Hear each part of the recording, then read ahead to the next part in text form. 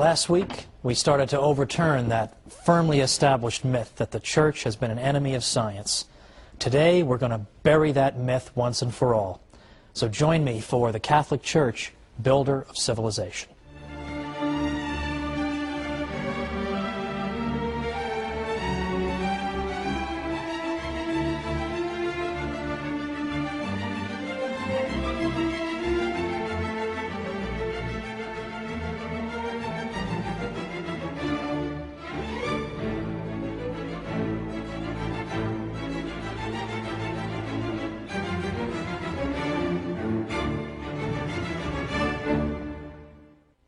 Welcome to the Catholic Church, builder of civilization.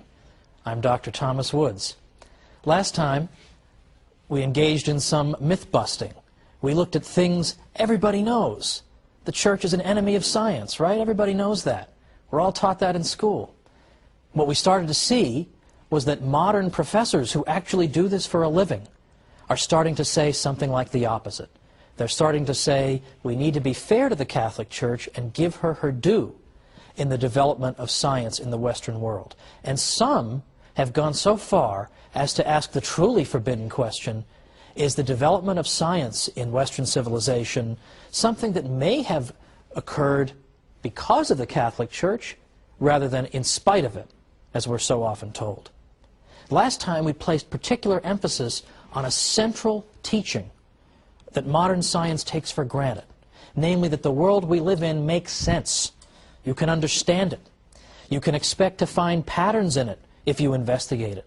You can expect to find mathematical relationships if you investigate it. In fact, you can hope to reduce the phenomena of nature to some kind of mathematical formula so as to understand it better and predict it better. Well, where did this crazy idea come from? It came right out of the Bible with Wisdom 11:21 that tells us that God has ordered all things according to measure, number, and weight. And we saw that the early church fathers, the cathedral school at Chartres, and others besides took this to mean the universe makes sense, so let's go find out about it. Let's go study it. Let's go use the scientific method, gather data, formulate hypotheses, and then test those hypotheses. You can't do any of these things unless you already believe the universe makes sense and is orderly and follows consistent laws. And that idea comes from the Catholic Church, because the Catholic Church insists that God is a God of order, and He's a God who has built patterns into our universe that we can discover using our minds. Science is impossible without this fundamental insight, and I gave examples last time of civilizations who, lacking that insight, also lacked science. This time, we're going to talk a little bit more about specifics. We're going to name names today. We're going to look at specific people who were Catholics who pioneered in the sciences. And specifically, we're even going to look at people who invented things and who made discoveries that we take for granted today, but that are typically forgotten or left out of the standard textbook treatment.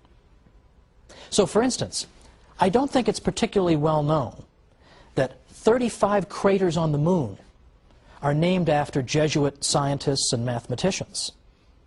I also don't think it's particularly well known that when you look at the history of mathematics, a great many of the greatest mathematicians who ever lived were Jesuits.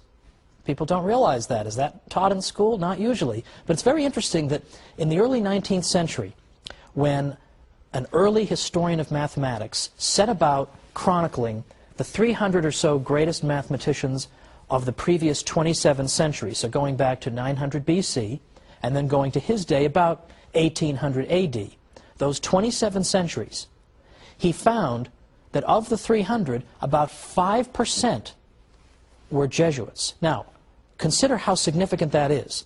The Jesuits were around for only little over two of those 27 centuries. Because the Jesuits, remember, were founded in 1540, and then they were suppressed briefly in the 1770s, so a little over 2 centuries, and yet still, in an impartial compilation of the greatest mathematicians of all time, it turns out that 1 out of every 20 belongs to this single order of Catholic priests. Well, again, rather significant, is it not? But We'll leave even the Jesuit accomplishments to the side now. Let's mention Roger Bacon, a great 13th century figure. Roger Bacon was a Franciscan who taught at Oxford and who's been considered a forerunner of the scientific revolution. Roger Bacon emphasized the importance of experimentation and observation. These are the key aspects of modern science, that we don't simply rely on what other people have said. Well, Aristotle was really smart, so we'll just sort of more or less go with him. We have to verify scientific conclusions on the basis of either our own observations or on the basis of experiments by people who are carrying them out according to the sound principles of scientific method. Now, Roger Bacon consistently emphasized this, and he said, without experiment, nothing can be adequately known. An argument proves theoretically, but does not give the certitude necessary to remove all doubt. Nor will the mind repose in the clear view of truth unless it finds it by way of experiment. Well, there is a scientific turn of mind right there with Roger Bacon in the 13th century at Oxford. Among other things, Roger Bacon identified the following as obstacles to the transmission of truth: uninstructed popular opinion and long-standing but erroneous custom. Well, all of these, both of these things, I think, the church is usually accused of encouraging. Well, you're just going along with what people say, or you're trying to form what they think. You're trying to get them to believe crazy superstition. But in fact, to the contrary, Roger Bacon is saying these are the things we have to try to avoid. We have to use experimentation and our own observation, because maybe what people believe is untrue. We need to verify things using experiment.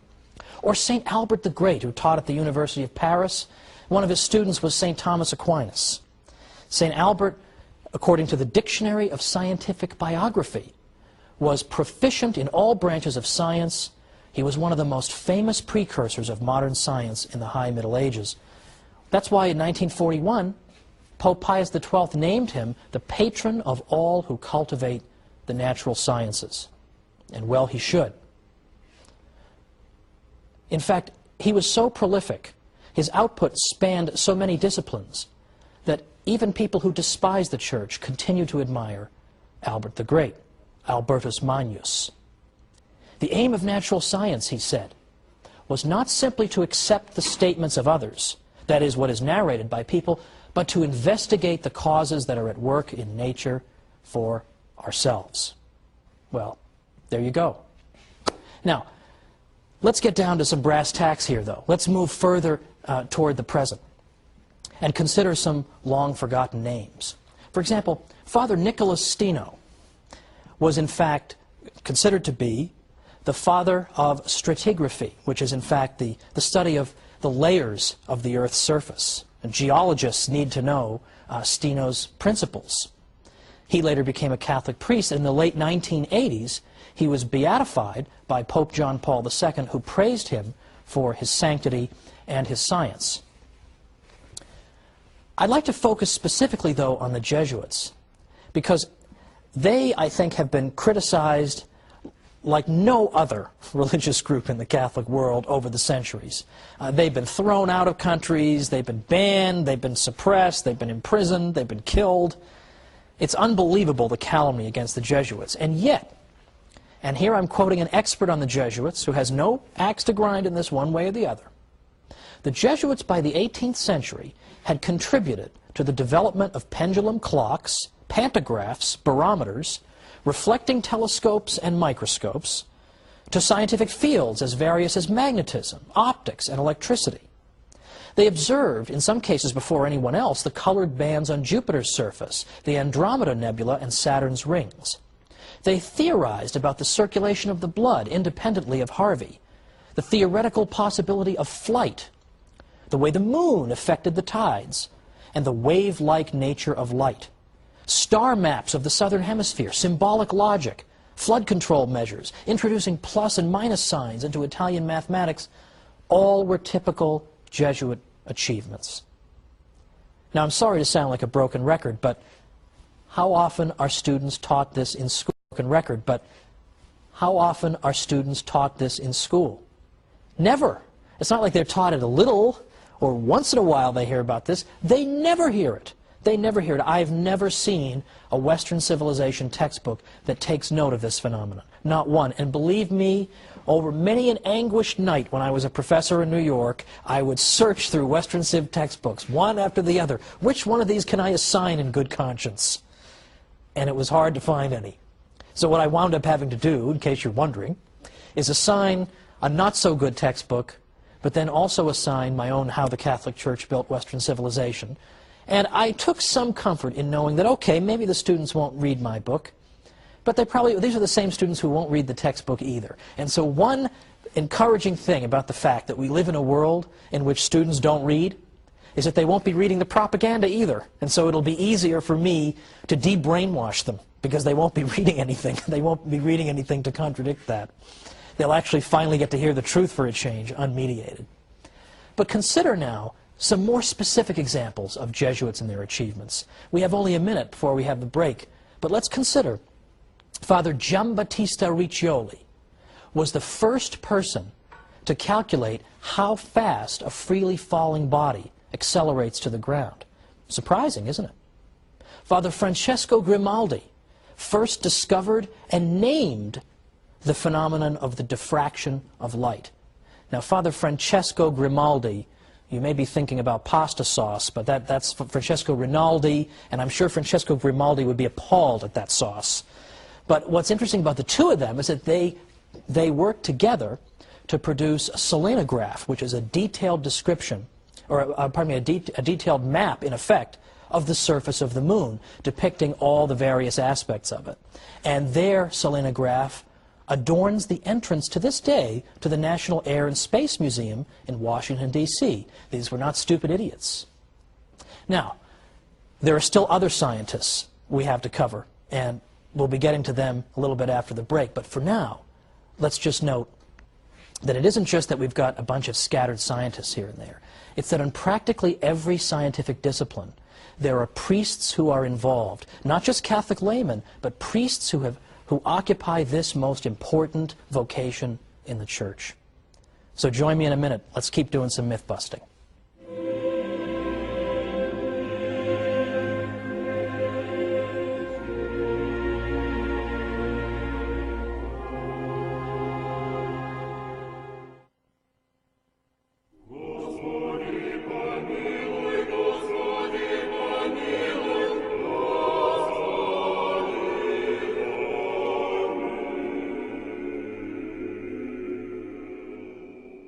Welcome back to the Catholic Church, Builder of Civilization. I'm Thomas Woods. We've been looking today at unknown and forgotten Catholic scientists who were not simply Catholics, but who were Catholic priests. So I think this helps to overturn the idea that there is some necessary contradiction between being a Catholic and being a scientist, between the Catholic faith and scientific endeavor. Now, any one of the people that I've mentioned up to now, and whom I will mention in a moment, would make the subject of an excellent term paper or book. And yet, astonishingly little is written about these great Jesuit scientists. In fact, can you believe there is nothing in the English language, there is no systematic study in the English language of the Jesuit scientists. There's no book on the subject. So graduate students out there, here's your project. Okay, you get your job somewhere. We need you to start working on this, because this is a lost and forgotten chapter in the history of Western civilization, and it doesn't deserve to be. These men deserve better, and the Catholic Church deserves better, because we would go a long way toward overturning a lot of this mythology if people simply knew some of this information. But unfortunately, they don't. You have to be some kind of a code breaker to figure it out, to find it in the midst of all the nonsense out there in the world. And there are books on every bizarre subject under the sun, hundreds of them on everything, nothing on the Jesuit scientists, and yet it would be a work of many volumes to write this stuff. But it needs to be done. Somebody should do it. I don't want to do it. It would take too long, and I don't have time, but I want somebody to do it. It's an important project. Let's consider another Jesuit in the modern period, Father Athanasius Kircher. My confirmation name is Athanasius, so I have a certain kinship to Father Kircher. Among other things, he's considered to be the father of Egyptology.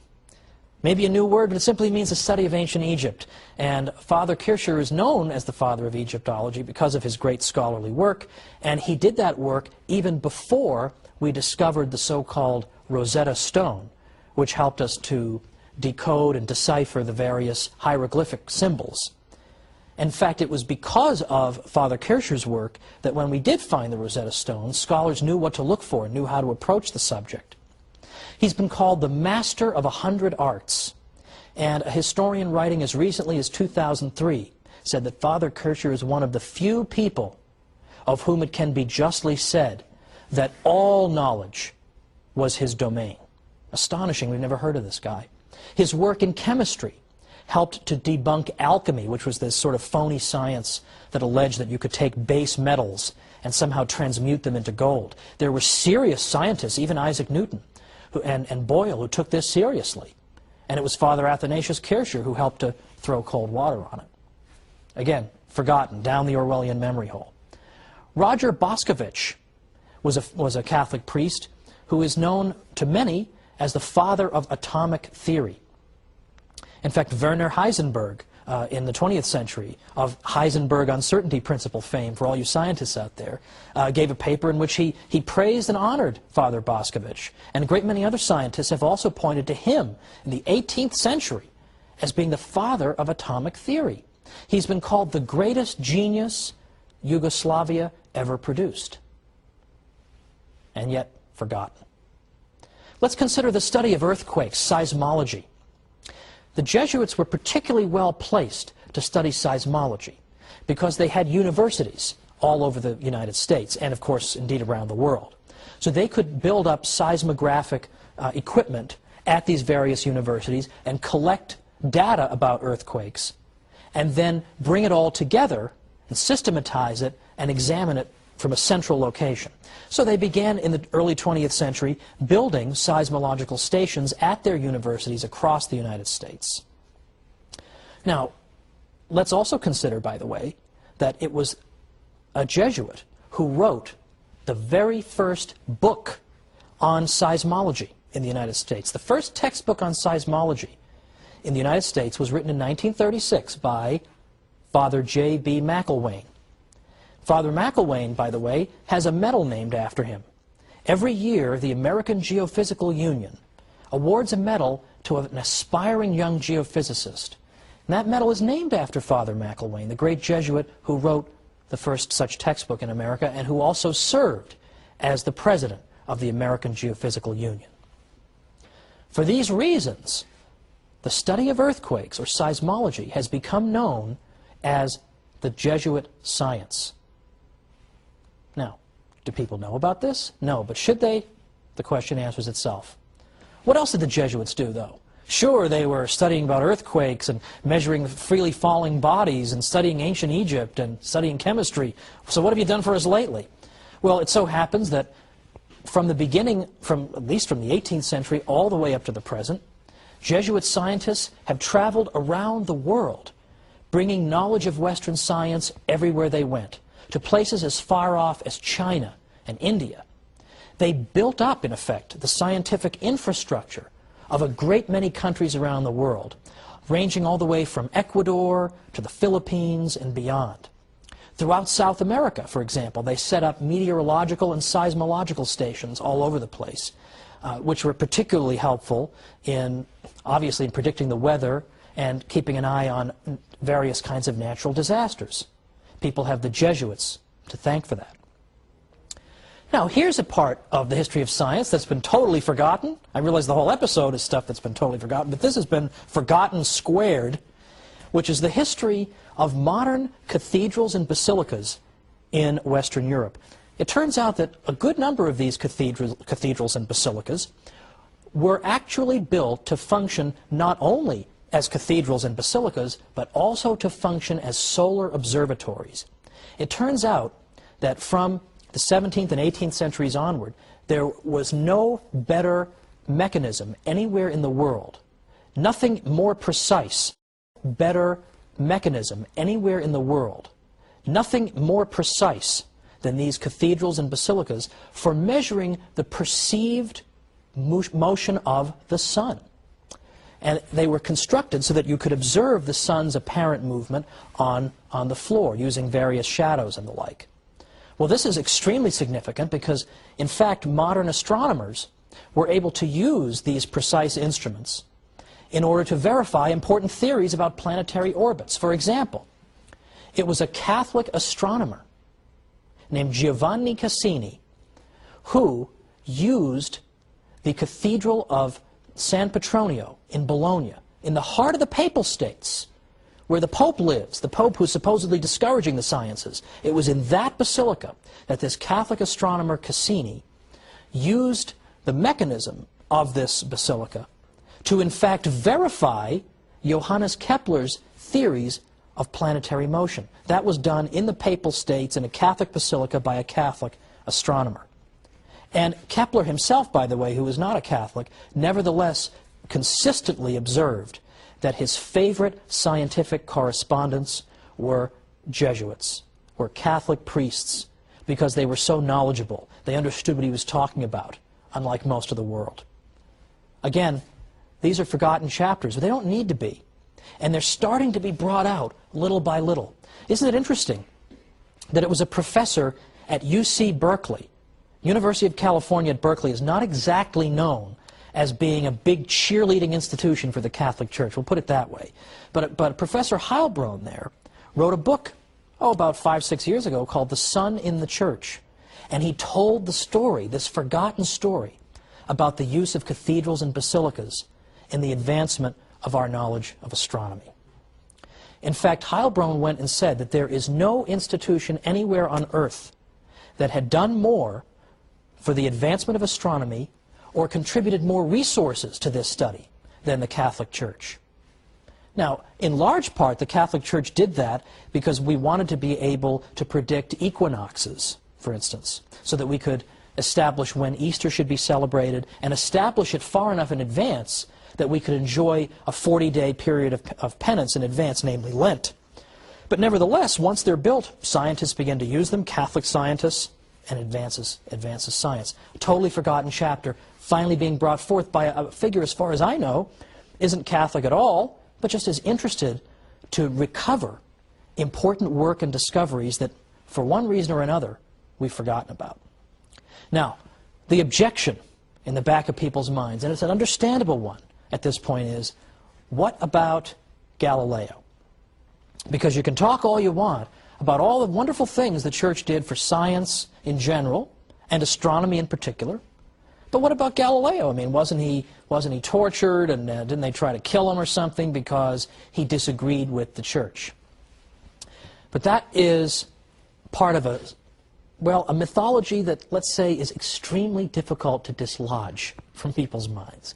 Now, I think it is safe to say that the Galileo episode is not exactly the Church's shining moment, and it should be acknowledged that there is reason for regret about it, to say the least. In fact, in my 7 years as a university professor in New York, I would say that the one episode that did more than everything else put together to discredit the Catholic Church in the minds of my students was the perceived history of the Galileo episode. There's no question about it. So the consequences of it were just disastrous. At the same time, I think it is important to revisit this episode for two reasons. First, because so that it won't seem as if we're just trying to duck it, or that I'm just trying to find the good news and not dwell on the not so good. But secondly, because I think the standard telling of the Galileo story is incomplete, or is unfair, or is one-sided. Yes, it's, as I say, it's nothing to be particularly proud of, but at the same time, there are facts, I think, that deserve mention.